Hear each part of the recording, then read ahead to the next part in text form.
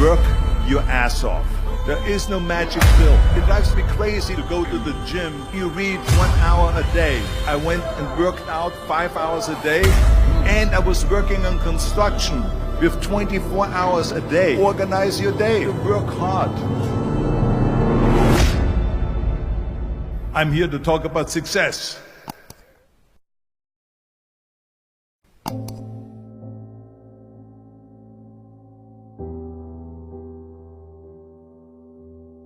I went to college.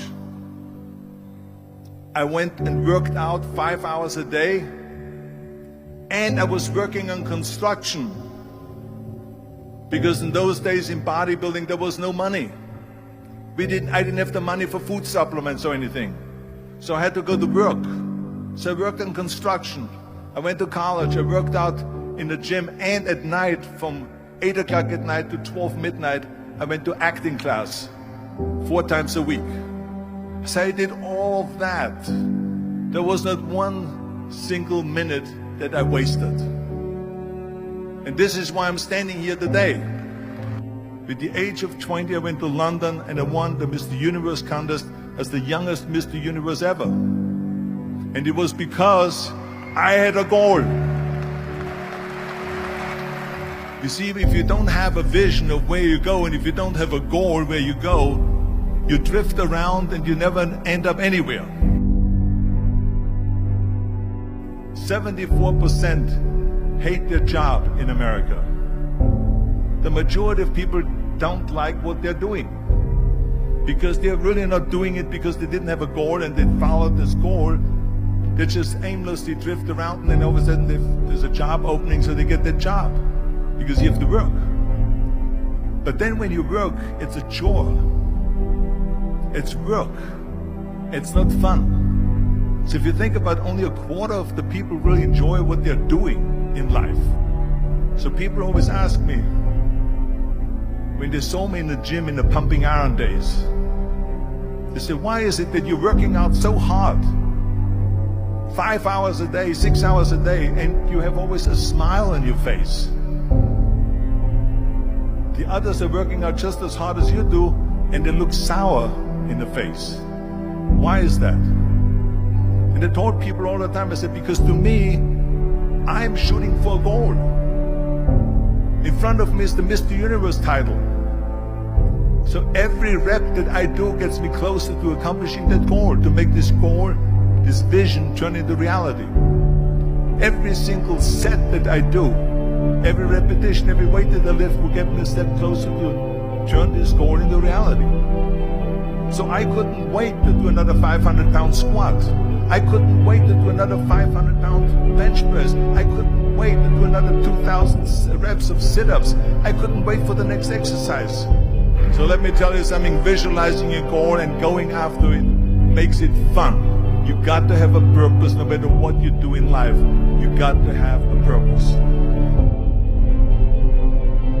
And Muhammad Ali worked his butt off, and I saw it firsthand.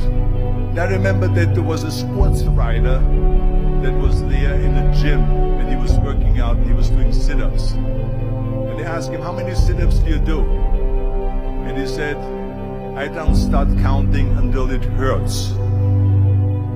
Now think about that. He doesn't start counting his sit-ups until he feels pain. That's when he starts counting. That is working hard. And so you can't get around the hard work. It doesn't matter who it is. Work your ass off. There is no magic pill. There is no magic out there. You cannot get around. You have to work and work and work. Make sure of this and make sure of that and all that stuff. So it's work. And it drives me crazy when people say that they don't have enough time to go to the gym for 45 minutes a day and work out. Or to do something for 45 minutes to an hour a day to improve.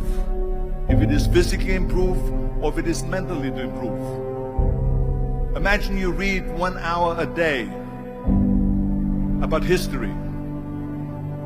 How much you will learn after 365 hours in 1 year. Think about if you study about the history of musicians, of composers, how much you would know.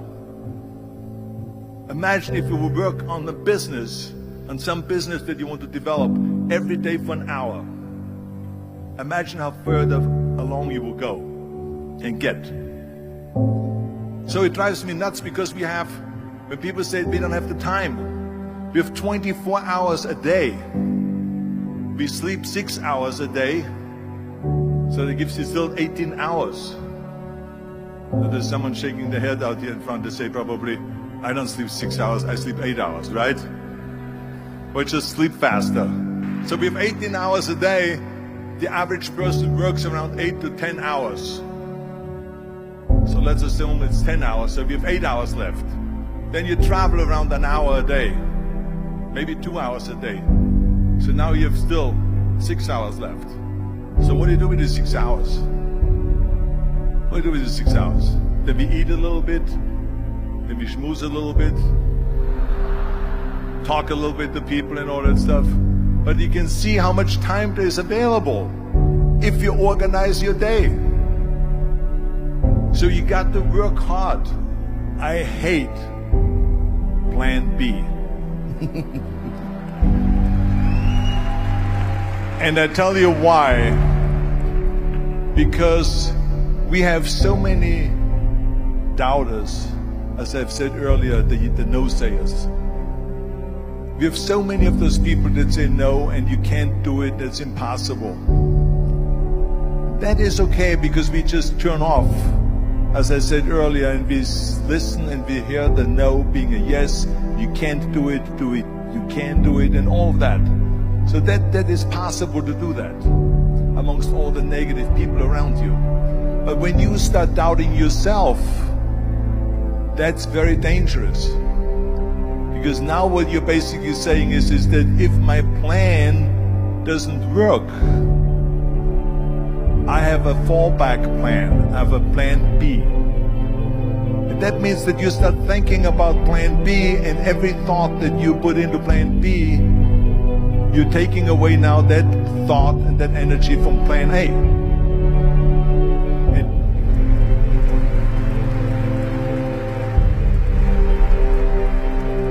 And it's very important to understand that we function better if there is no safety net, because plan B becomes a safety net. It says that if I fail, then I fall and I get picked up and I have something else there that will protect me. And that's not good, because people perform better when there's no safety net.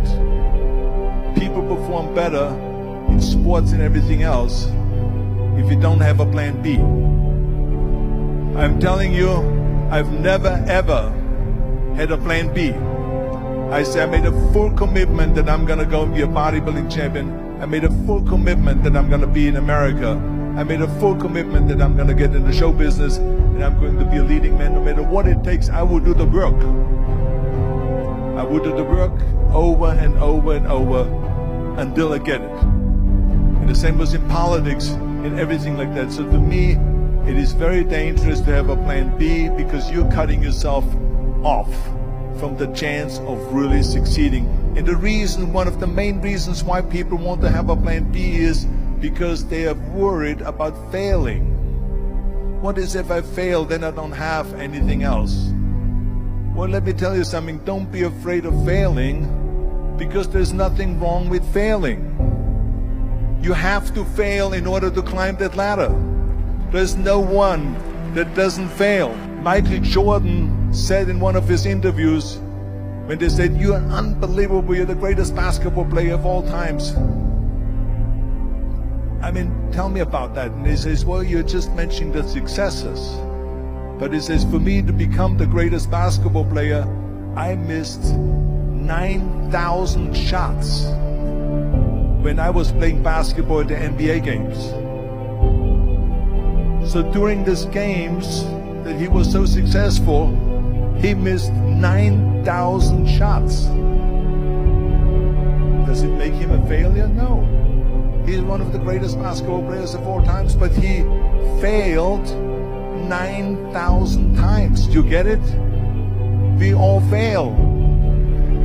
It's okay.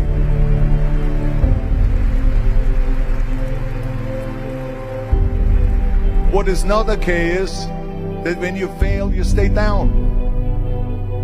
Whoever stays down is a loser. And winners will fail and get up. Fail and get up. Fail and get up. You always get up. That is a winner. That is a winner. I failed in bodybuilding. I lost bodybuilding competitions. I lost powerlifting competitions. I lost weightlifting competitions. I had movies that went in the toilet and that were terrible and got the worst reviews. And in politics, I remember I had many of the initiatives on the ballot, and we lost. My approval rating in California went down to 28%, and then it went back up again, and I won again the governorship. Hey, we all lose. We all have losses. This is okay, and this is why I say don't be worried about losing, because when you're afraid of losing, then you get frozen.